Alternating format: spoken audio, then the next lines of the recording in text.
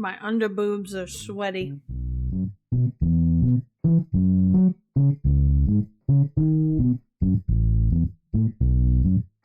Yeah. He punches him in the face, and he gets up. He's like, "I'm all right."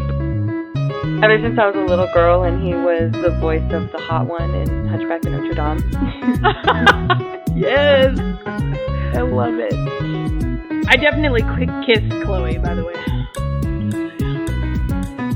And I am so confused. So,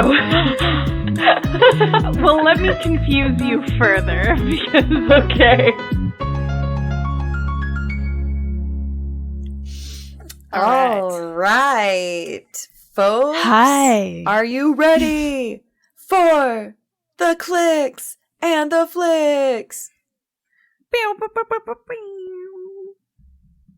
Yes. Hi, I'm Melissa. Hi, I'm Ammiel. And we love video games and movies, and we love talking about them. And we love talking about them to you, the listener. How are you? Ooh. Ooh. Good, I hope. ASMR, I love it.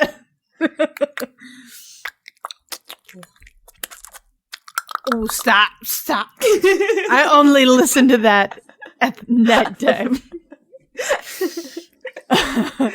This is our click and flick. I don't know how to make the flick noise, but we'll work on that. We'll get it. Oh yeah, there you go. Can you hear it? Yeah, I can hear you. Mm-hmm. Flick. Yes. Yes. And we're here to flick your click. Just kidding. I sense t-shirt ideas coming on. Because I love that idea. I love t-shirts. Me too. So yeah. I wear the shit out of them. Anyways, we talk about movies and video games and we give them ratings. Based completely on our own opinions. Right. The ratings are basically don't have any value, in my opinion. I put value in them, but I know it's not valued. They have value, but they are not valued by others. Correct. Yes. Just us. They have value to our lives, and that's what we base it on. Exactly. And this week we are starting with the click. This week's click is intense for me. I went down memory lane with this game. I tried to look up videos for this game because to try to get a what's it called? Like a feel, a vibe. Yep. A feel, a vibe for the game. Mm-hmm. And I am so confused. So well, let me confuse you further because okay.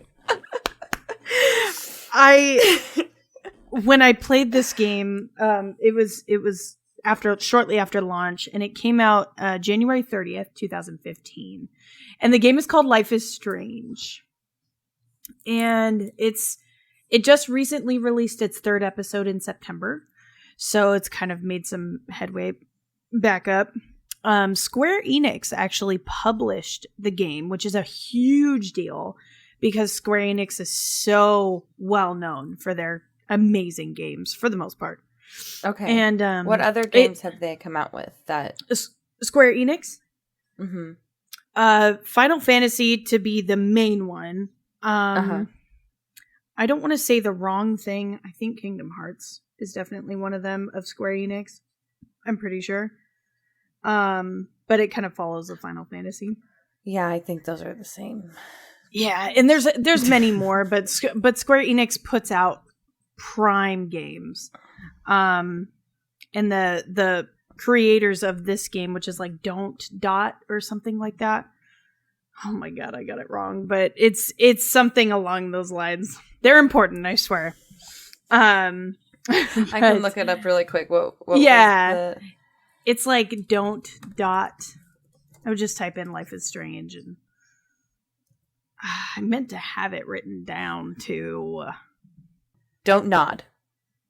Don't nod. Thank you. Don't nod is what it was. Yes. So they're the creators of the game. There was a lot of upbringing to this game too. There were a lot of like trials with a similar game prior. So it's got some meat behind it for sure. Fun fact is that the developers actually thought of changing one of the genders. There's two kind of protagonists of the game. Uh-huh. And they wanted so badly to change one of their genders, but they kept them both female, which is really cool, I thought. Interesting. Yeah. So anyway, it's an adventure, a graphic adventure, puzzle solving, fetch quest kind of game, with also branching dialogue. So very RPG like. Your actions have consequences, and I love those games. They're my favorite. So you start off understanding that the protagonist is Max Caulfield, an 18-year-old girl who's in an upcoming photography class at this prestigious high school called Blackwell Academy. And you also know that Chloe is a part of this story at some point. You just hear about her. Mm-hmm. And guess where it takes place? It takes place in the Pacific Northwest, Oregon. It's beautiful. Oh my gosh. Yeah. And it's in autumn. So it's perfect. And so the town is called Arcadia Bay. And the beginning of the game, it starts off with Max waking up in the forest near a cliff. It's just this vast cliff with a lighthouse on it. And it's stormy, It's gloomy, it's rainy. Yeah, there's a tornado in the background. It's like nightmarish. And it sounds like a dream. It so is. It's horrifying. No, tornadoes are like my worst fear. But Max is kind of looking around, disoriented by it, and she's about to get squished by this lighthouse. And she wakes up immediately in her photography classroom, which it's late in the day, you can tell. And her teacher's talking about some contest that they have to enter a picture for, like a photograph. Mm-hmm. And as class ends, you go up. Max goes up to the teacher, Mr. Jefferson is his name, to talk to him about the contest. And he's such a fucking prick, dude.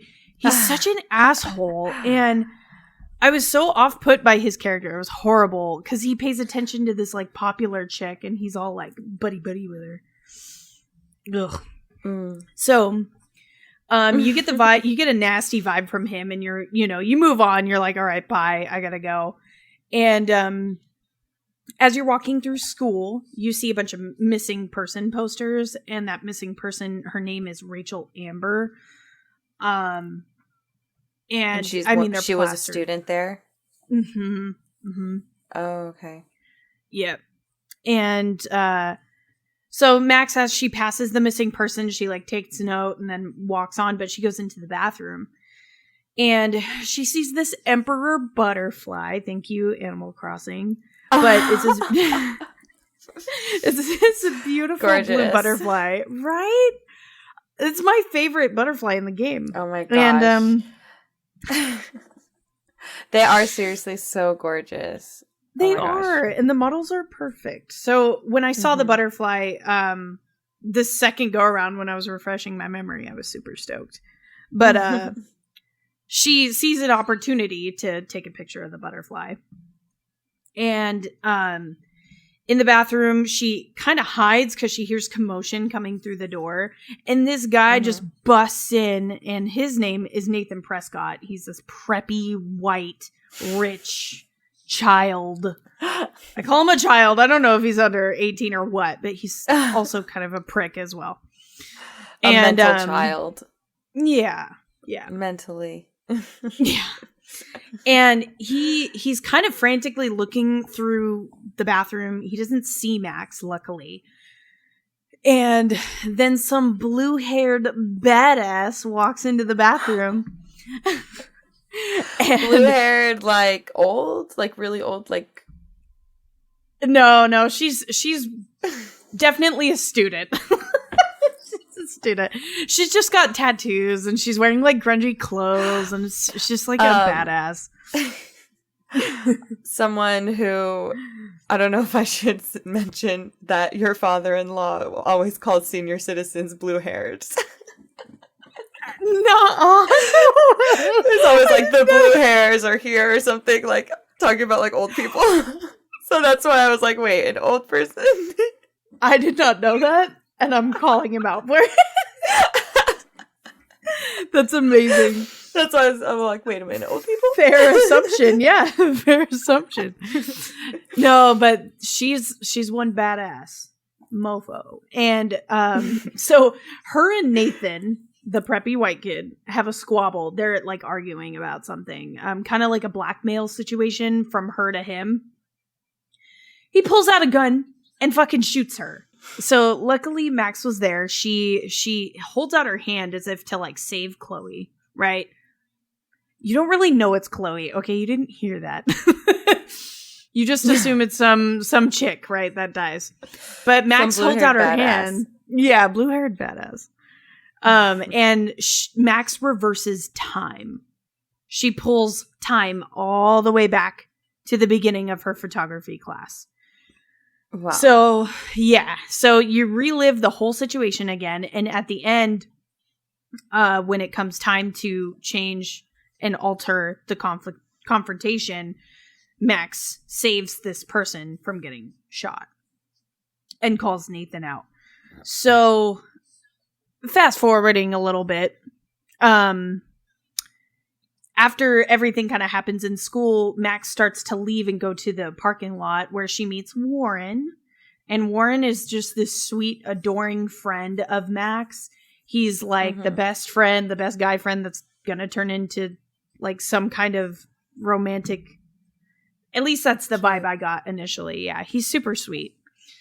And so as they're walking together, Nathan approaches Max all of a sudden and like comes up to her and is really violent, like physically violent. She scratches him on the face to get him away. Is this in rewind time?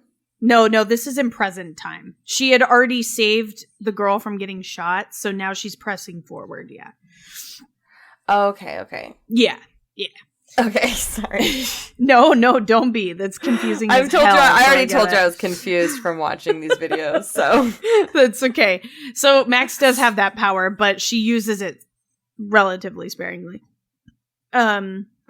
So when Nathan approaches her and is violent with her, Chloe rounds the corner in her truck, this blue-haired badass, and she's like, Max? And like Max turns around, she's like, Chloe! And basically saves her from Nathan. But little did we see that Warren just comes up from behind Nathan, like tackles him out of the way of the truck so Chloe and Max can escape. He's a sweetheart and a superhero. I love Warren. But Max and Chloe were childhood friends, and Max had just come back to Arcadia to go to this prestigious high school. And so as they're driving, Max also finds out that Chloe's like replacement best friend is Rachel Amber, the one that's missing. And the reason why all the missing posters are up is because of Chloe. Oh, and they got close after Max went off somewhere else. Right. Okay. Yeah. So Chloe and Max are heading to Chloe's house. Chloe's father died tragically in a car accident years prior. So she has a stepfather. And when they enter the house, Max somehow finds some like super creepy photos and this gets bad. Photos and videos of girls in the school. Like surveillance camera. Not anything like, not that this excuses it, but she finds just pictures and photos of girls. Where? In whose?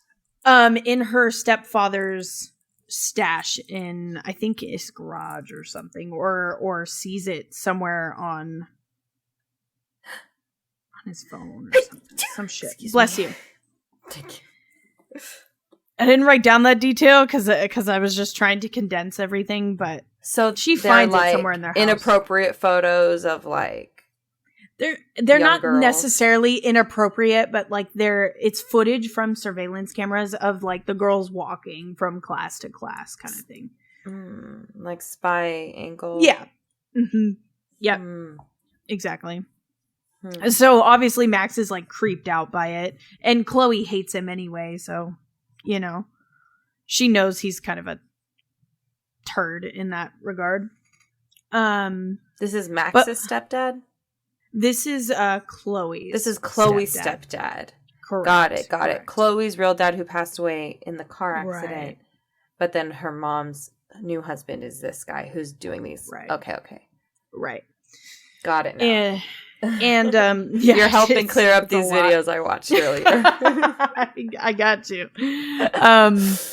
All the while they're in Chloe's bedroom, Max falls into another like dream state. She kind of goes into this like vision again. Same setting, same dreary, gloomy, stormy cliff by the lighthouse. Only this time she finds a newspaper that says October 11th, which is 4 days from the date that she's in right now. So she's like, what the fuck? And this newspaper it's 4 days in the future? Yeah, for her storyline currently, yeah. And it basically says this huge storm just takes out this town. Hence the tornado. The stormy like vision. So I would love that for a big tornado to come take out my no. I would further die from an earthquake and take us to Oz, yes. Oh. So from Chloe's bedroom, they end up taking off to a junkyard that is Chloe's kind of like hangout spot. And Max is obviously tagging along. And Max is trying all this while to convince Chloe, like, I have these powers. I have these powers to reverse time. It's insane. It's wild.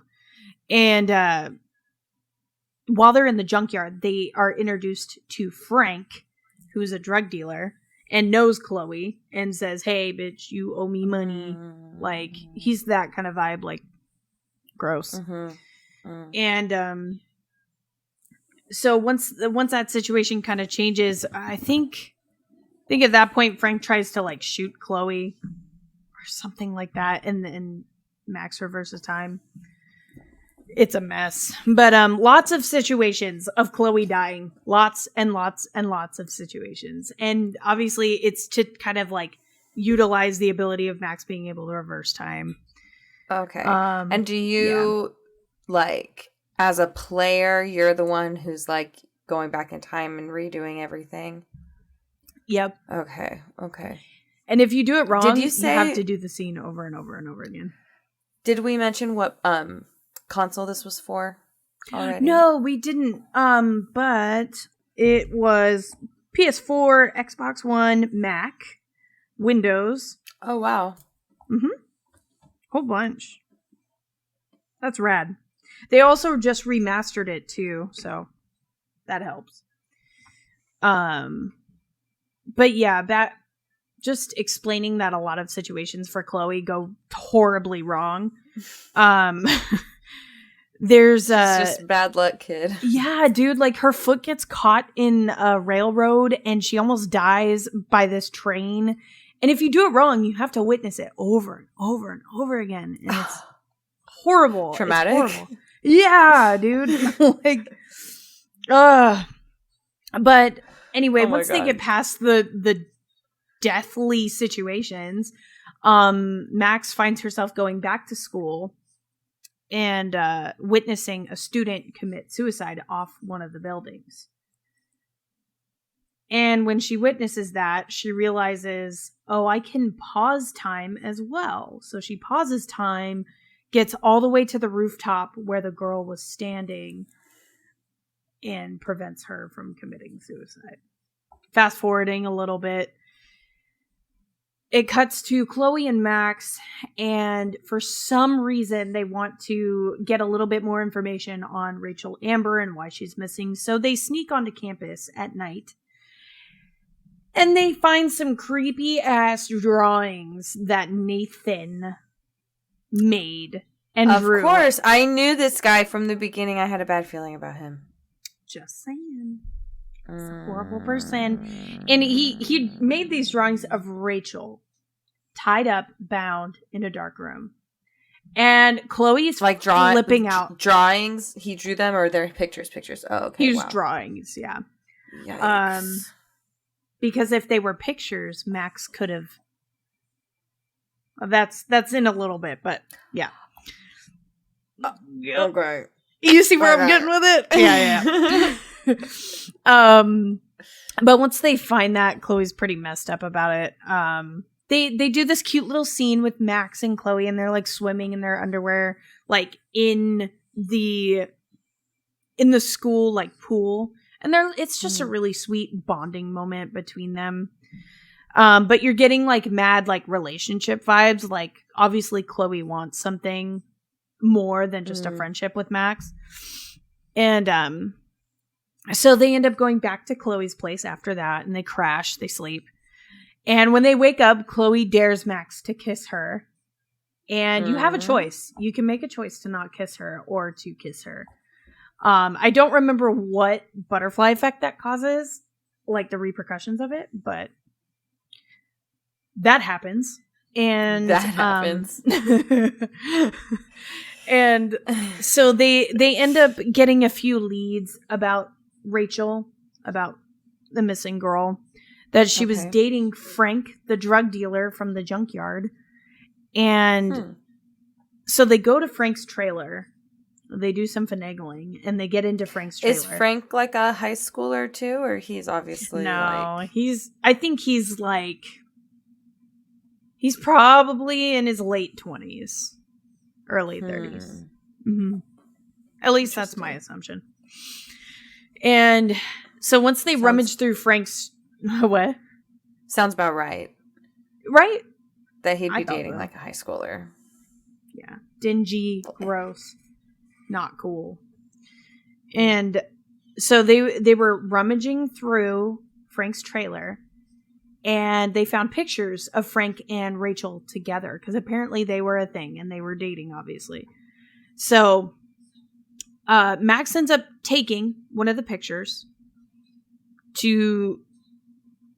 it's part of the game, the photography thing, and her power is kind of important. Okay, so got it. Mm-hmm. So after they find the pictures of Rachel and Frank, Chloe gets continuously upset. She's getting more and more upset at this point. So Chloe goes home, and Max has the picture, and she's staring at the picture. I think it's of Chloe and Rachel at this point that she's staring at, and she starts to hear voices, and Max is like, what the fuck? Takes another look, and she focuses on it, and then she gets transported back to that time, that picture in time. She's transported back to. Yeah. So pictures are super important for her power. And when she travels back in time, that takes her to Chloe's house before her dad gets in the car and gets in an accident. And Max thinks it's a good idea to stop her best friend's father from getting into his car and getting in that accident, so she hides his keys. Mm-hmm. And he never gets in the accident. And then when Max returns to present time, so she had traveled back in time and is now back in present time now. She wakes up from the past and is like looking around. She's in the schoolyard, but hanging out with a bunch of popular kids. Like she never hung out with these people, but now she's sitting eating lunch with them, and she's tripping over it. And so she's like, well, I need to go find out what happens. And she goes down to she's passing through town. She sees the beach, and there's a bunch of beached whales. Like horrible Armageddon bullshit that's happening. Sad. I know. I fucking hate it when that shit happens. There's beached whales because her friend's dad didn't die in a car accident? That seems like a big leap. Right? was so messed up from this game. It's horrid, but she's trying to get to Chloe's house to see how changing the past had affected the family. Her, yeah. Yeah. And so she gets to the front door of Chloe's house. Her dad answers the door, so obviously that's a good thing. But then... So you're like... Yeah, you're like, everything should be okay. But then Chloe rolls up in her not blue hair, in her long orange hair, in a wheelchair, in a trach tube, and a blanket. And, like, it's horrendous. And then the scene that follows is basically Chloe's like, I don't want to live like this anymore. Her parents are in crippling debt because of this. Come to find out, she got in an accident and paralyzed, like, most of her body. And it was horrible. She's like, Max, can you give me some morphine and kill me? Like, give me a lethal dose? And Max is like, what the fuck, dude? So Max realizes what happened. That sucks. Max goes back in time, doesn't hide Chloe's dad's keys, so he ends up getting in the accident again. And then Max returns back to the present, and she's in Chloe's room this time. She wakes up. Everything seems relatively normal. She hugs Chloe, and they press on through the story. So, super traumatic little chunk of the story. And then the two of them find Nathan's phone. I believe they went to a school dance, like, party, and they find Nathan's phone, and they find sus farm pictures, like pictures of a barn. And they're like, what is this, Nathan? Like, why the fuck do you have this? And they go to the farm where they know it is, and they find an underground bunker with creeper photography setups. Like, clearly somebody's filming shit and doing horrible things in this bunker. And as they're rummaging through this little bunker, they find red binders with girls' names on them. They pull out 3 binders. One binder is empty. The other 2 have incriminating photos of the girls bound and tied and just horrid. And then one picture sticks out of Rachel's body, dead, in the junkyard that Chloe goes to and hangs out. So I'm getting, like, choked up, like, talking about this. So Chloe and Max go to the junkyard to where they know that spot is, and they start digging and looking for Rachel's body, and they find it. And so, you know what?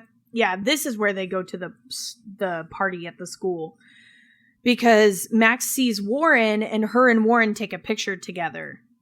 Because Warren's drunk and having a good time. And typical Warren. Right. Warren just being Warren. He's so cute.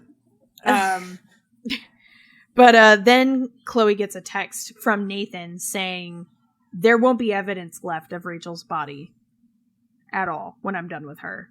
So then they run back to the location in the junkyard, see that Rachel's body is still there.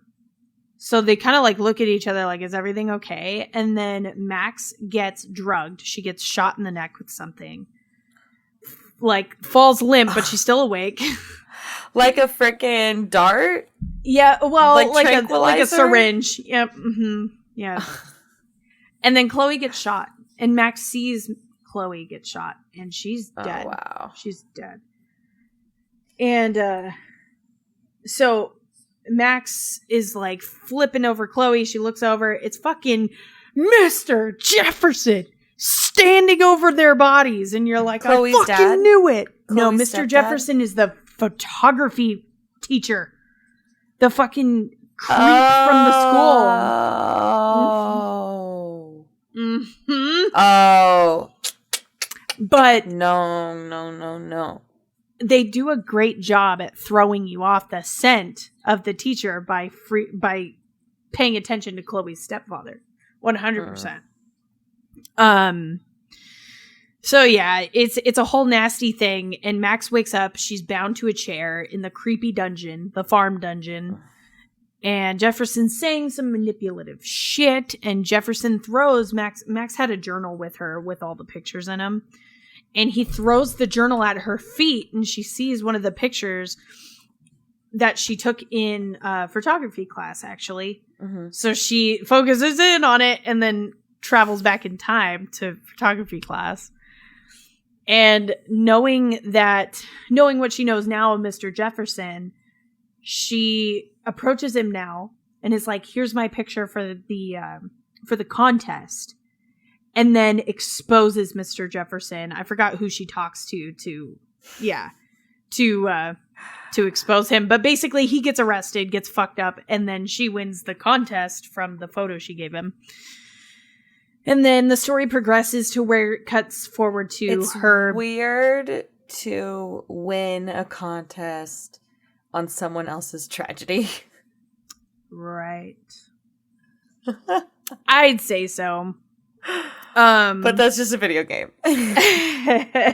The photo that she submitted was her looking at some rows of undeveloped pictures or something. I think that's what it was.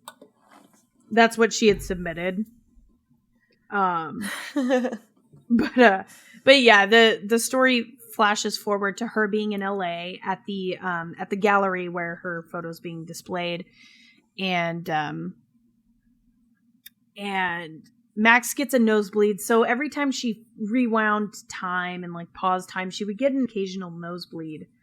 But this time when she was in LA, she got a nosebleed, and then she got caught in another vision, that dreamlike state of the gloomy cliff.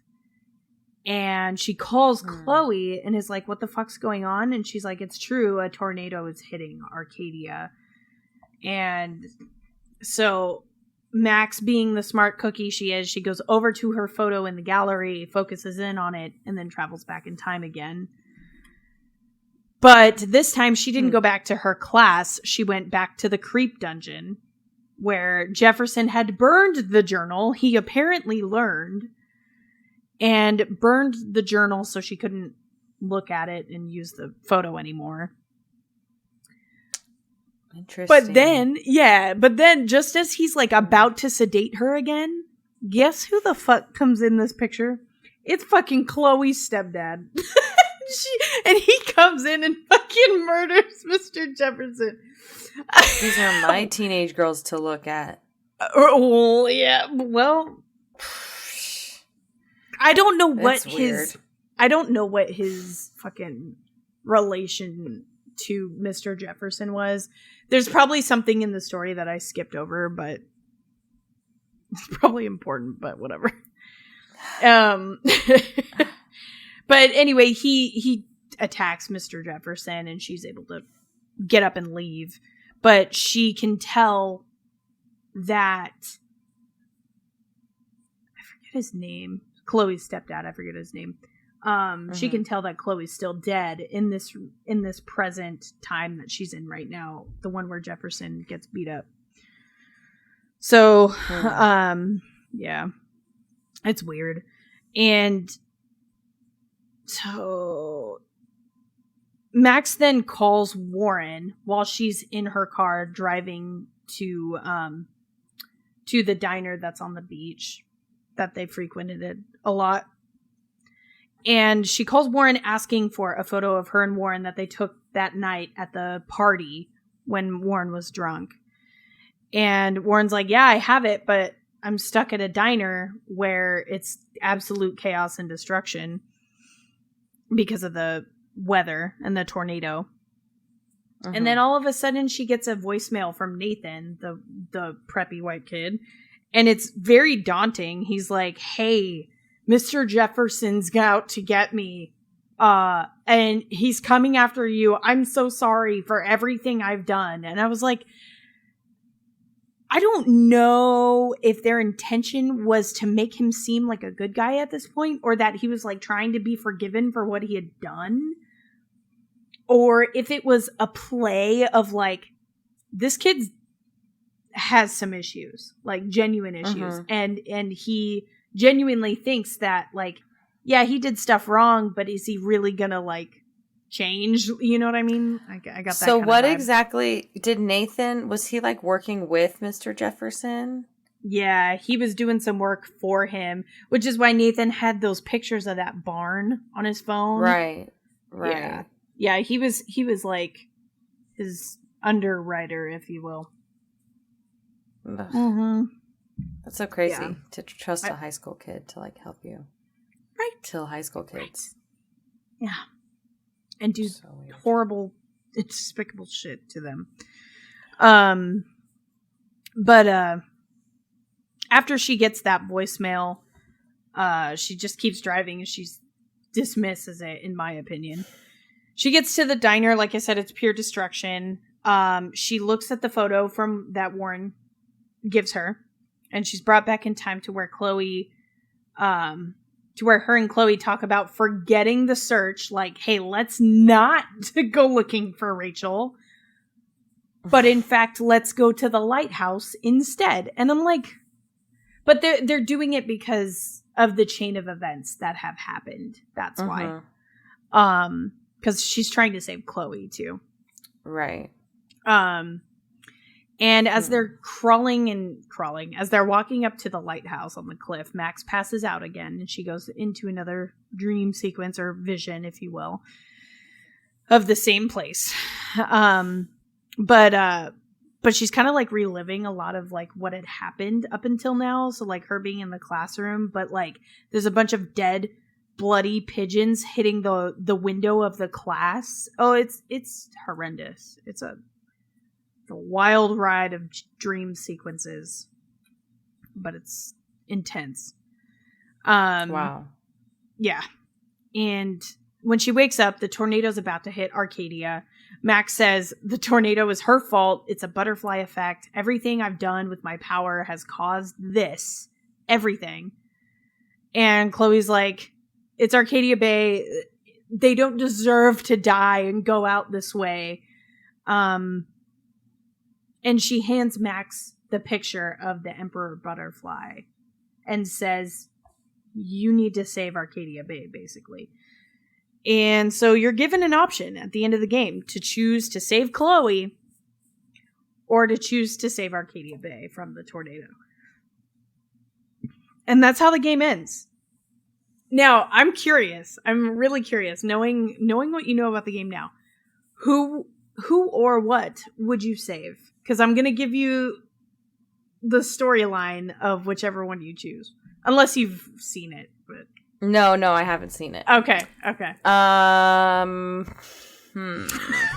know. It's like, what the fuck do I choose? Can I choose to opt out? Arcadia Bay and leave Chloe in town? I'm just kidding. Just do the ripple effect, like, bye. Just wipe them all out at once and then run away to the mountains. Seriously, dude, that was my option. You don't have to if choose. I was just the best friend in that situation, I would choose then.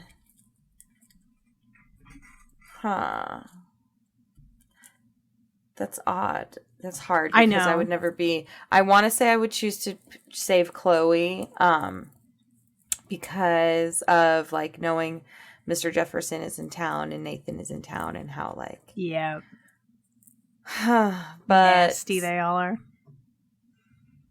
Yeah,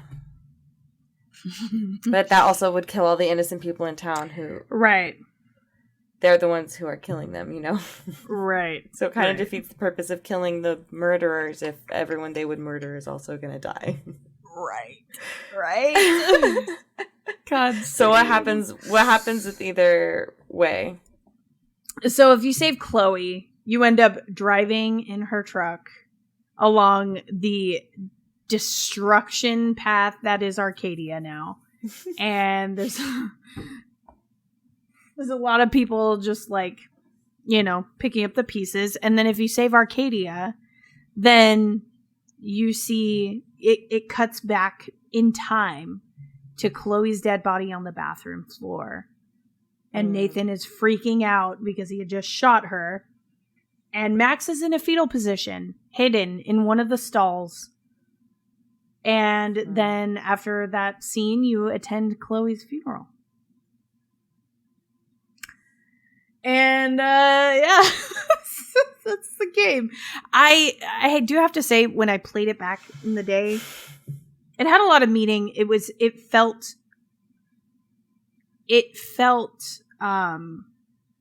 like a good story at the time. And then when I rewatched it, when I kind of like delved back into it, I was like, and even talking about it now, I'm like, why? But it is a good story. It's very engaging, and it's a tragedy. Definitely. Drama, it's tragedy, it's horrible. And I mean, why would somebody want to tell a story like that? But at the same time, when you're playing it, it gives you a way different sense. It's so much different than just telling it. It's weird. But I would give it 8 clicks out of 10, because when I played it, I had a heart for the game for sure. A heart on. Heart on. Yeah. I definitely kissed Chloe, by the way. Just so you know. I have to say, like, what is it about video game stories that are just fucking wild? Like, I don't know. I feel like when you compare video game stories to like movie stories, like the shit that happens in video games is like sometimes just off the wall crazy, intense, like, I don't know. Yeah, I'm with you there. I would, based on how confused I was with this game, and with some of the videos that I saw, listening to like some of the dialogue of the game, I'm gonna say I would go with like a 4. Okay, that is totally fair. But that's because also I never played it when it came out, so I have no nostalgic connection to it as well.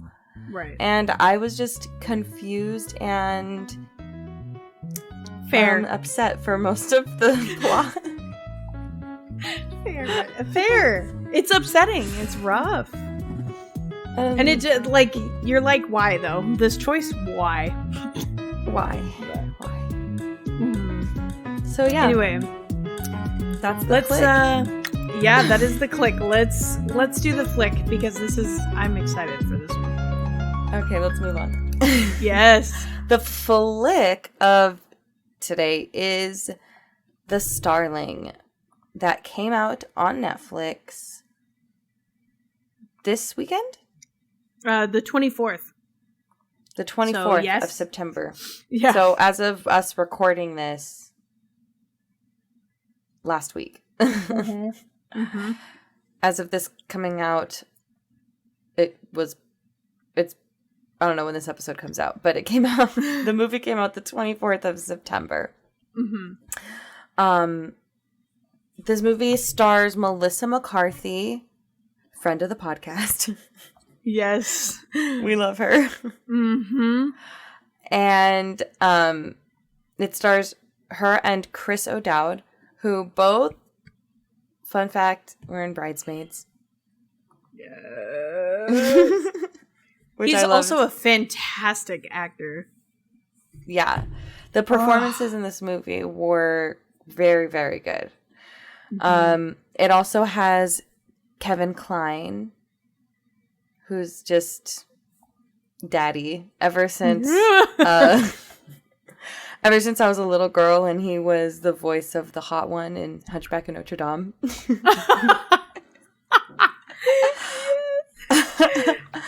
I've had a little crush on that little man. Crush. So I gotta look him up. I can't put a face. Oh, okay, got it. There's just something about his voice. Like, he has a very, like, Yeah. commanding voice that just makes me want to be bossed around. Yes. Ooh, You know what I mean? sub. I love it. Anyway, so this movie starts out. This movie is a dramedy, is how I would describe it. Yeah. It's very tragic, but it does have notes of, like, comedic relief that feel very... They feel almost like when you're in the middle of crying and then you're telling someone something that makes you sad, and so you're, like, crying, telling the story, but then you make a little joke and you laugh at yourself through the tears. Like, Right. that's how it felt like all of the jokes came out in the movie. Yeah. So definitely. It was definitely a strange balance, and I think that if you don't have that kind of sense of humor where that's how you deal with tragedy, it might make this movie not as relatable, and maybe not seem as realistic. But it does deal with tragedy, I feel like, in a very human way. It starts off with Jack and Lily, who they're the main couple, Melissa McCarthy and Chris O'Dowd. They are painting their baby's room, like a nursery for their little daughter. And you can tell that they're just both so in love, and they're just both so excited for the future and so happy and just having such a great time. So they're painting their room, and then we go through the credits and we see these birds flying through the air, and it's really beautiful. And time is going by as you kind of gather that time goes by through the credits, and then we see Melissa McCarthy's character just kind of living day to day, but you can tell that she's just kind of getting through the day. Mm-hmm. She's, like, at work, and just things aren't right. We find out that cadet. Right, she's just, like, out of it and very disassociative, very disconnected from the world around her, her coworkers and stuff. One of her coworkers, you know, the little he's like the little teenage boy coworker she works with. He's in The Righteous Gemstones on HBO. Really? Which is I'm just going to say really quickly, in my opinion, like, the best TV show on HBO, so definitely go watch it. Oh, I would definitely suggest it. I love that show. So when I saw him, I was like, oh, love that kid. Awesome. But so Lily's leaving work early to go have visitation day with her husband, who we see is in, like, a psychiatric ward. He's been checked in. So this is the first clue that the writers kind of give us on how these characters are handling tragedy, I think. Because when I see that he's in a psychiatric ward and we're starting to gather these clues, we're like, okay, something happened to the baby. Obviously, there's no baby around. They're not talking about a baby, so something must have happened to them. Mm-hmm. And now her husband, the only reason someone would be institutionalized like that, I think, or the most common reasons would be is if they tried to harm themselves or others. So those are the clues that we have, that just based on that he's in there at all, is that we know something got to the extreme where, and then if we can deduce what kind of character do we think he is, where he isn't shown to be angry or violent at all, it's probably not harming others, you know what I mean, is the reason he's in there. So, anyway, sorry. So she's with her husband, and she goes every week, and her husband's therapist comes out and starts talking to her separately and is like, have you seen anybody? Have you looked for help at all? And she's like, no, I'm just, like, going through every day. And she gives her the name of a doctor that she used to work with.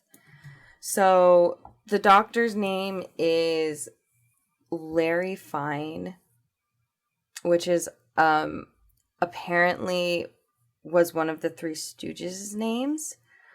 Unfortunately, you have to be really old to know that, so I didn't. Larry and Moe are the only ones I knew, but I didn't know that was his last name. I didn't know they had last names, honestly. Me either. So, but they make, it's like supposedly a, oopsie doopsies, it's like supposedly a joke, that the doctor's name is Dr. Larry Fine, and, so she ends up going to see him, and he turns out to be, he's like retired psychiatrist, and now he went to veterinary school, so now he's a vet because he'd rather work with animals. It's all weird a little bit, but you know, he's daddy, so right, he can do what he wants, I guess. He plays it well. There are parts of this movie, like, as far as like what's happening, it's like, that's kind of weird, I guess, if you think about it, but the delivery and the portrayals are all very real and very genuine. So the parts that are like cheesy or over the top or like maybe wouldn't make sense are still, they still feel like in this world. You know what I mean? They're not like completely out of place. They're not like, they don't pull you out of the story so horribly that you're like, that's weird, you know? Right. They're just like a little bit weird. Like a psychiatrist becoming a vet. But anyway. Right. So she's like, gonna give up on it. Not gonna see him because obviously he doesn't treat humans. But she goes home and there's this Starling, which is a bird that they basically mate with like one other bird, and they make their own like nuclear families in their little bird nests, and they need each other to rely on each other, blah blah blah, and it's all supposed to be symbolic of her and her spouse. Right. And they even I think say like, oh, that's spot on or something. Like they pointed out that right, it's like metaphorical, that it's supposed to be a symbolism. Yes, they basically in the script says this is symbolism. Right. So, you know. I loved it. But so she basically then has to go on a journey of learning how to deal with this bird, and she's trying to fix her garden while this bird keeps like attacking her. Yeah. They keep like just going after her head, really. And it's kind of funny. Melissa McCarthy is such a good actress, and I think like when she does those like physical slapstick routines, she's like all in. It's really funny. So this bird going after her for just trying to clean up the garden, and she gets, you know, in a rival with it, and she gets really upset, and she's dealing with a lot of emotions, and basically has to keep everything together in every other part of her life. And this one thing is like crossing the line, and she just can't handle it, and she goes like super violent against this bird. She puts up like poison seed, ends up killing one of them, and she gets like really heartbroken over it. But she just is so upset by it all. She climbs up to the nest to try to get the other bird, and sees that there's like babies, and they've taken socks from her baby clothes to help make the nest. And so that's just like, if there's one more like just driving the nail home, hitting the nail on the head to home base. Yes. Where yes.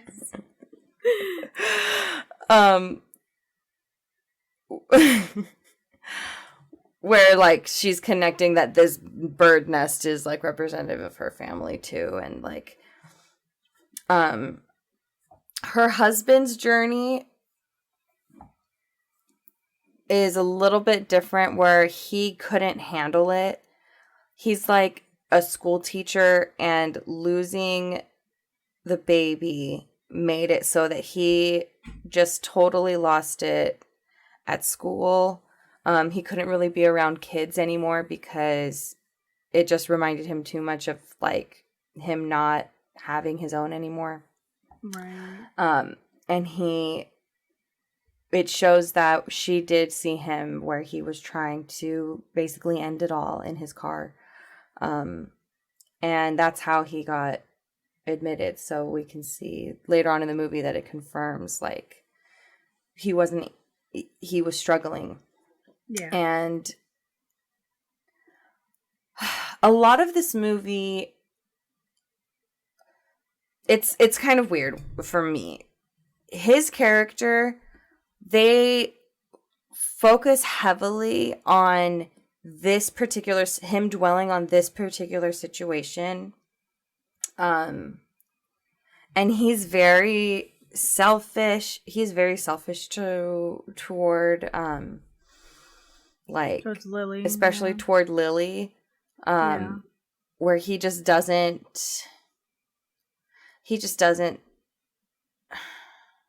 think about how she's having to deal with it.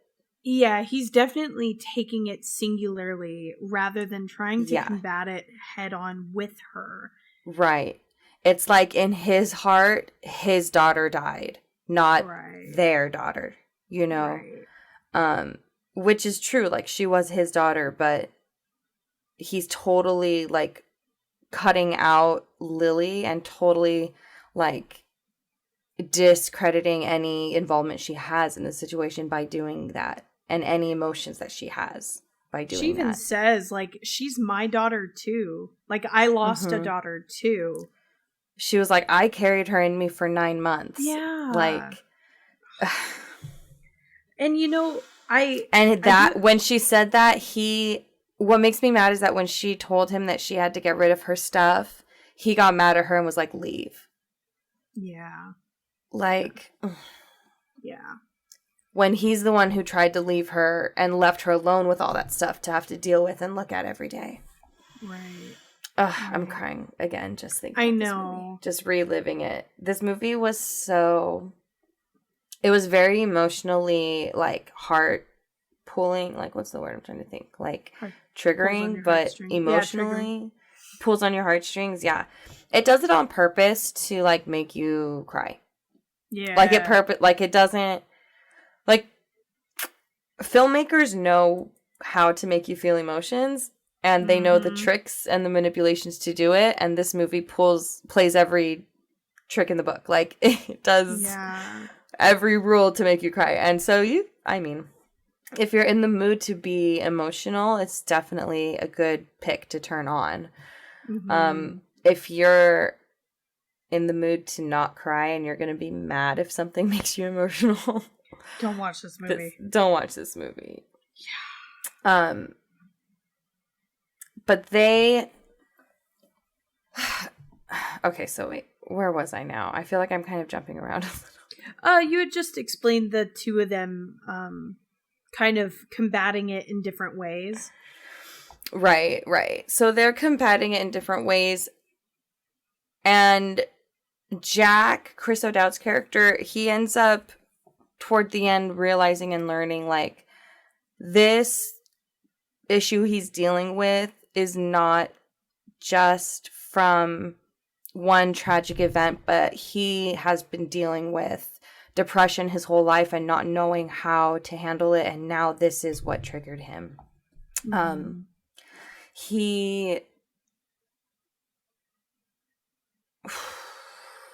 I don't know if I should go, if it's, like, important, if I should go back and go over details, you know what I mean, that I'm missing.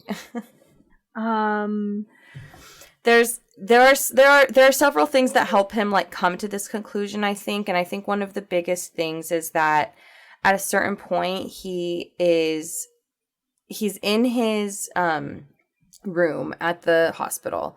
And he's gotten to a point where he tells his wife, like, I don't want, or not, he doesn't tell his wife, but he tells the people that he doesn't want to see her anymore. And so when she comes to visit, they don't let her in.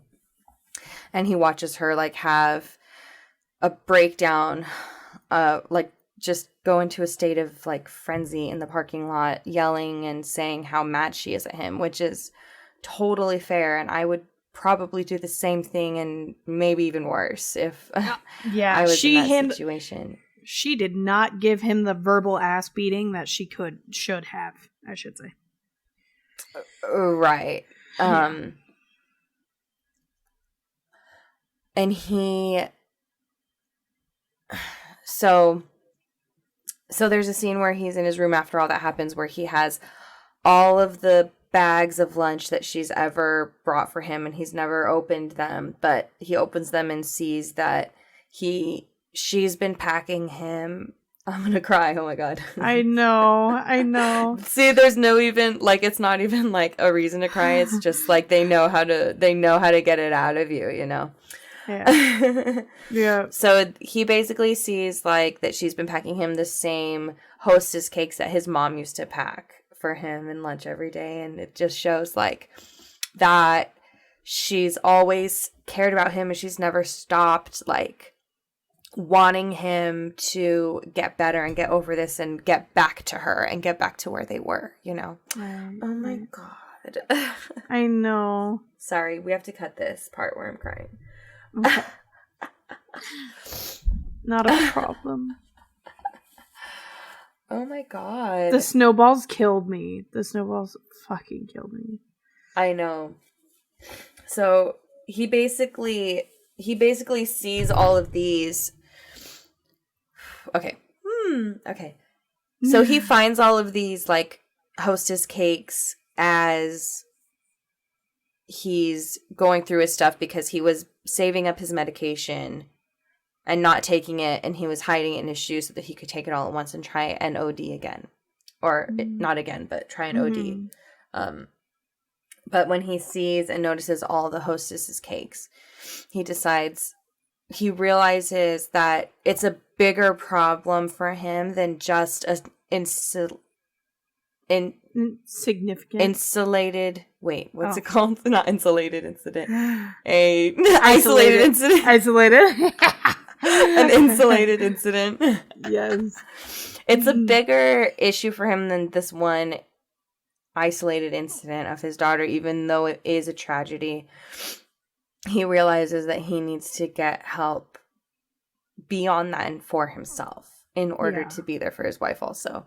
One scene that I like particularly is when Lily is getting rid of all the baby furniture and she moves she's like out of all the furniture out of the room, and she sees the indents in the carpet from where the crib was, and starts, like, slowly having a very strong, very emotional reaction, and gets down immediately and starts, like, rubbing it out to get any trace out. And she almost so close comes to, like, a breakdown, and she gets it all out, and then she lays and, like, stares at the ceiling and, like, breathes.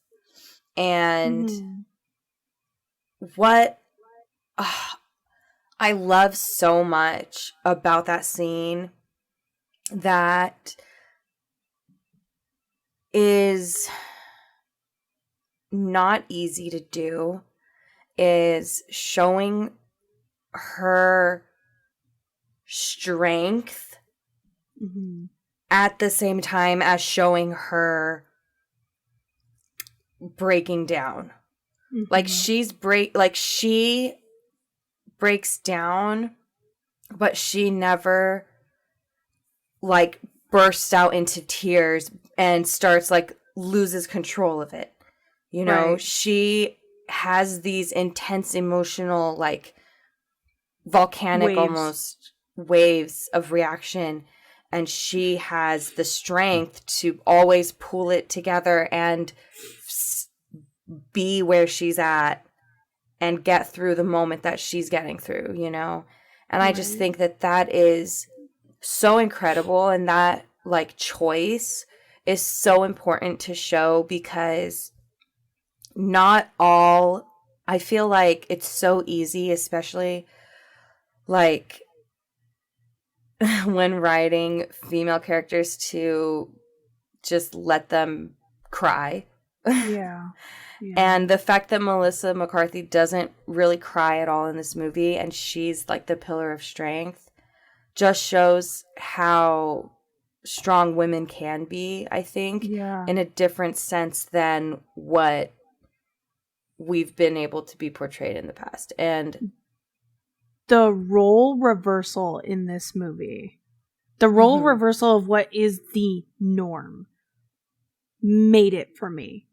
But I found myself wanting, because you relate to the characters, I found myself wanting to have the female in Jack's part.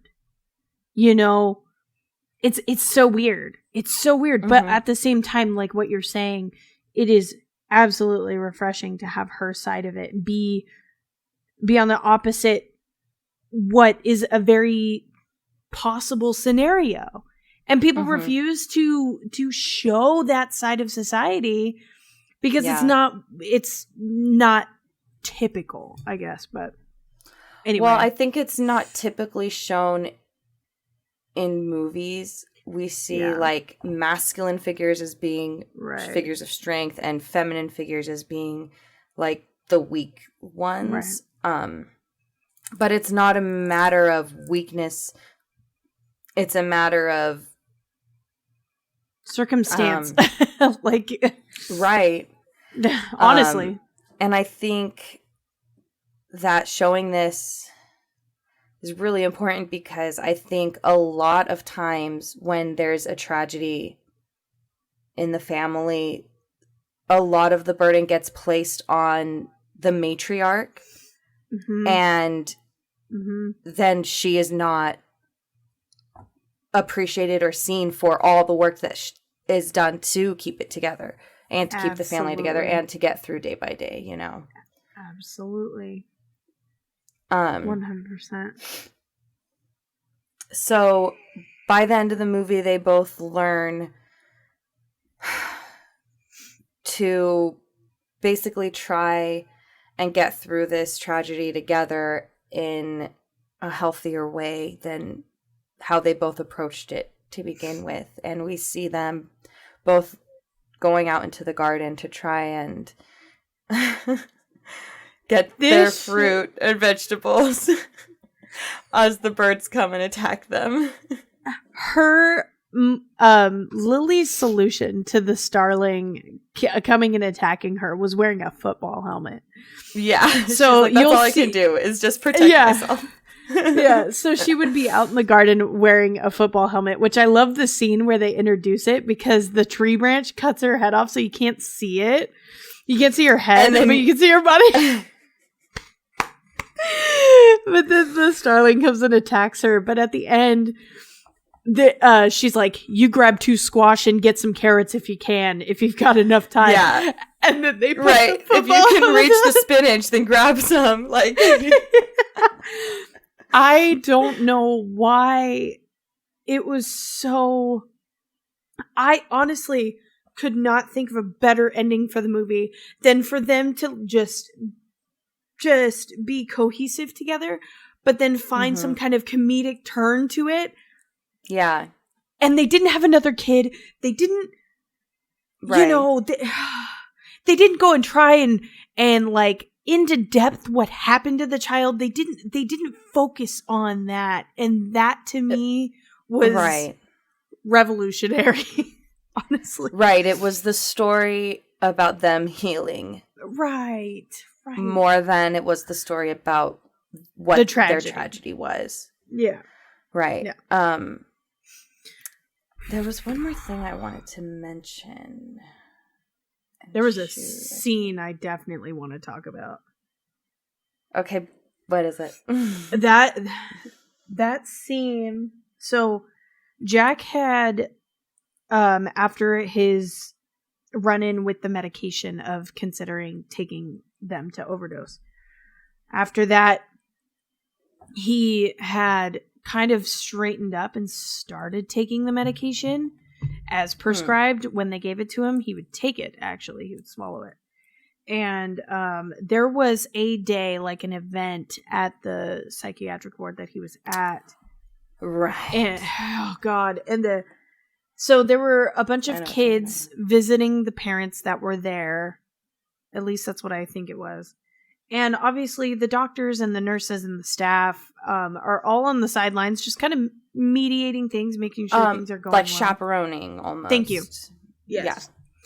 Yeah. And Jack is sitting on a bench and he's kind of hesitant to even, like, it's hard. He doesn't have his kid there.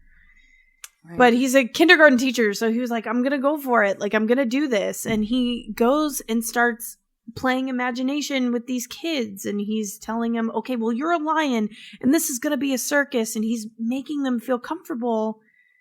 And then he gets some parents involved. He's like, hey, you come be an elephant and this and that. Gathers a bunch of people and start playing. And then he was a lion and he ended up growling or something, and it scared one of the little girls. Is that what happened?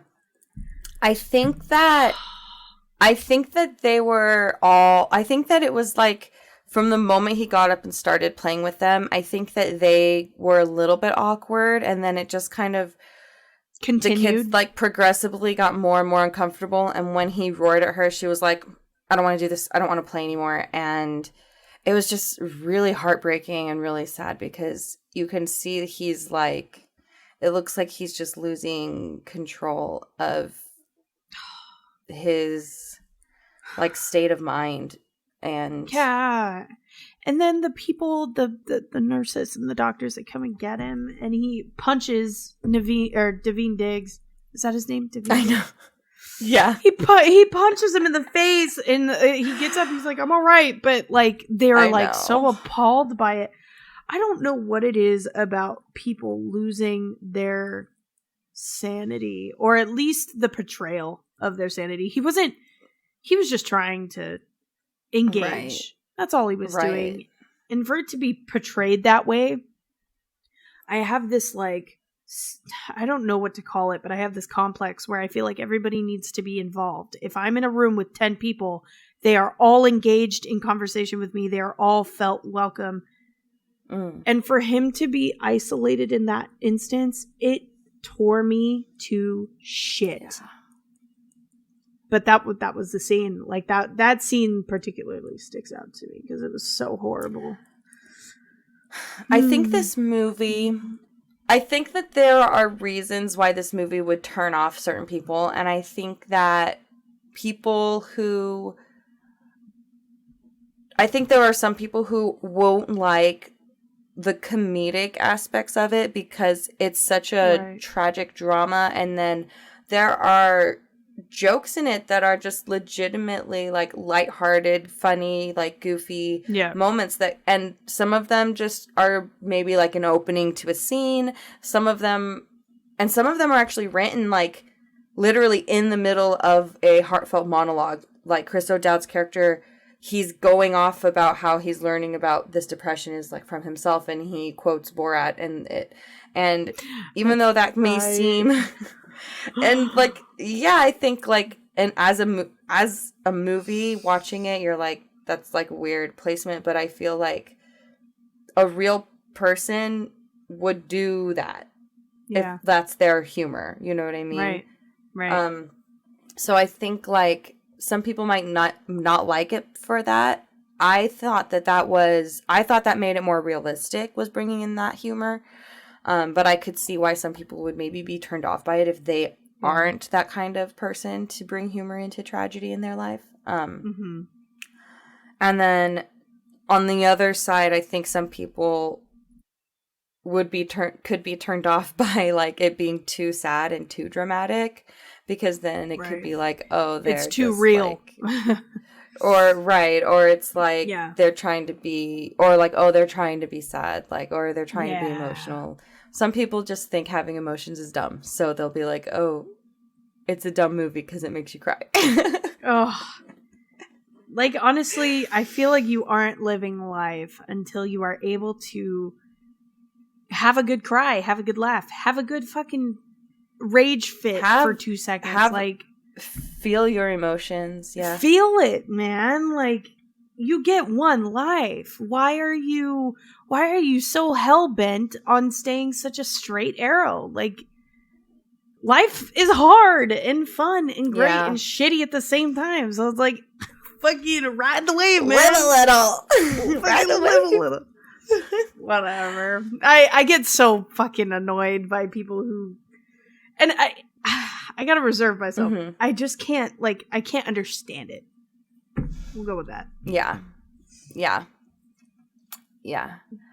Anyways, so that being said, for me personally, I know myself, and I know I am an emotional person, and so these kind of movies, they suck me right in. And I felt like I thought this movie did a really good job of telling the story that it set out to tell. And I think it did a good job in making you feel the way it wanted you to feel, regardless of certain things that happened in the movie that weren't necessarily like moving the plot along, or maybe were a little cheesy, you know. Like the bird is CGI for the whole movie. Yeah. So that's like it could have, like, I'm sure they could have shot, especially scenes where the bird is just sitting on the branch. It could have just been a bird, but, you know, so certain choices, but who knows why they make those choices. Obviously, I wasn't there on the production team, so I would give this movie, I think I would give it like a 6.5. Really? Yeah. Because I think it was good, and I think it was above average.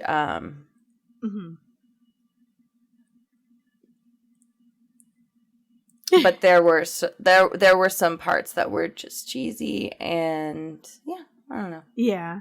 I mean, Melissa McCarthy, maybe a 7. No, you know what? I think it deserves a 7 because Melissa McCarthy's acting and Chris O'Dowd's acting was very good in it. Yeah. And Melissa McCarthy has a tendency to be a little like, okay, I'm not on the dramatic side. You know, I've always known Melissa McCarthy for her humor, her comedy, but to see her in a semi-serious role, I think it was perfect to have her fit into the female role of not being the one that was so overcome by the tragedy. It was a perfect balance. So it hit all the marks for me. It had birds. It had birds. A vet. It had birds. It had a vet in it.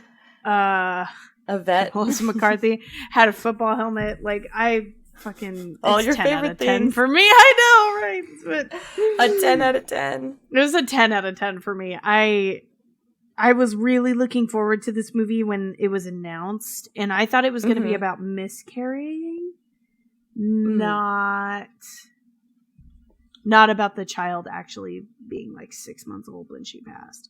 So, but regardless, it was. I love to feel the emotion. I love to cry. I braced it. But one thing I do like is that this movie didn't let him die without learning his mistakes. And you know what I mean? Yeah. Like, it made me think of how in Uncut Gems, he just kind of is like a bad died person and the didn't whole get to time pay and then for dies. He like dies a bad person. If this movie, I would have been I would have been really, really pissed at that character if he had gone through with trying to OD that second time, because the fact that he stopped himself and caught himself and turned it around, whether it's necessarily realistic, which I don't I don't know if I don't know, right? If that is realistic, I hope it is. But even if it is just more like positive storytelling,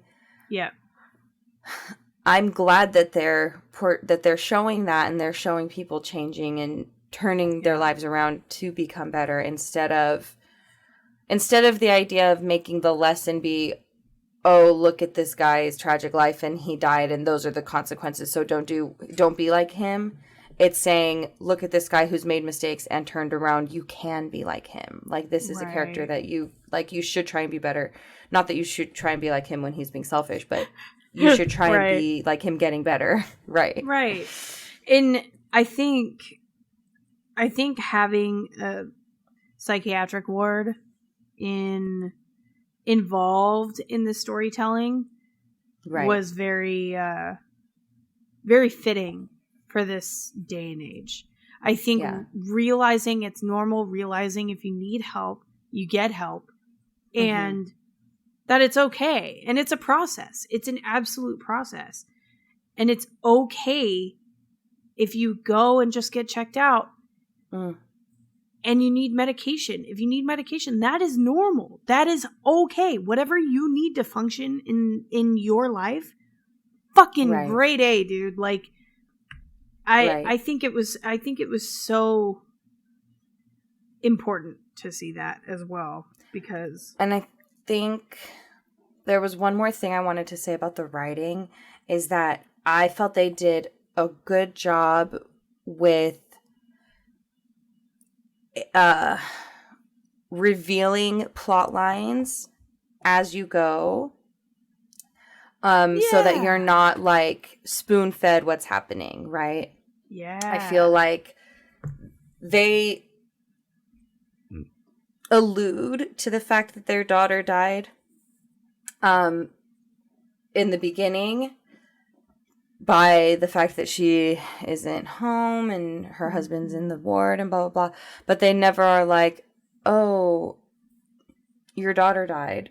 Right. The way that they actually reveal it to us is when the psychiatrist comes up to her and they're talking, and then she says, have you done anything with Katie's things yet? And that's the line that tells us, that lets us know as an audience finally that, yes, it confirms that their daughter passed away. So that's a natural conversation that would happen. You know what I mean? And that's just like a good example of how to, you know, how you can reveal part of a story in a conversation, in dialogue between two characters that, you know. Good point. That was, agreed. So I think the writers did a good job with the storytelling in that particular sense. Agreed. There were,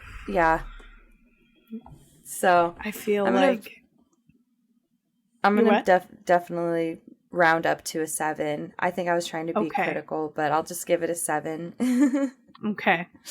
I accept both answers. I feel like your intuition is never wrong. I think sometimes I'm like, oh, I should give it a lower score. Sometimes I'm like, give it a higher score. Sometimes I just want to give things like a splits just to be fun. Yeah. Give it some spice.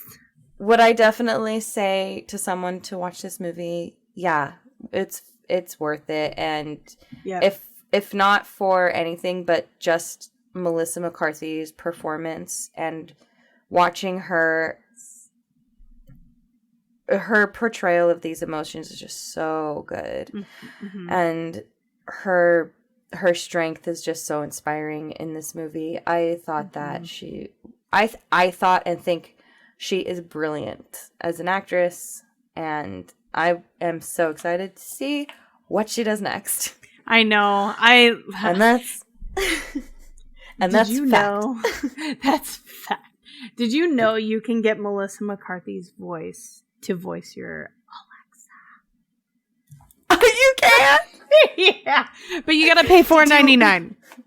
Did you whisper so that if someone's listening to this, theirs doesn't go off? Yes, and so also mine won't. Yes. But when I was like when it said it was at $4.99, I was like, no, I don't want to pay $4.99. But Is not it a worth sponsor. It? We'll I see. swear. Yeah. All right. So does that conclude? And that concludes our flick for the night. So thank you guys for listening. Yes. We have a for blast. And let's see. Hold on. And if you would like to comment or talk to us or give us any suggestions, please feel free to comment down below or email us at clickandflickpodcast@gmail.com. That's flickpodcast@gmail.com. Don't forget to spell out that "and," folks. Yeah. There's no ampersand in our email. Yeah. And we want to hear your suggestions. We want to hear what you guys want to hear us talk about. Send it our way. Yeah. Let us know what you like. Mm-hmm. And we'll let you know if we like it too. We hope you guys have a good week, and we'll catch ya in the next episode. We will catch you on the flippity flip with the clickety flick. Bow chicka bow da down ba down down down down down down down. That's not our theme song. Bye. Bye.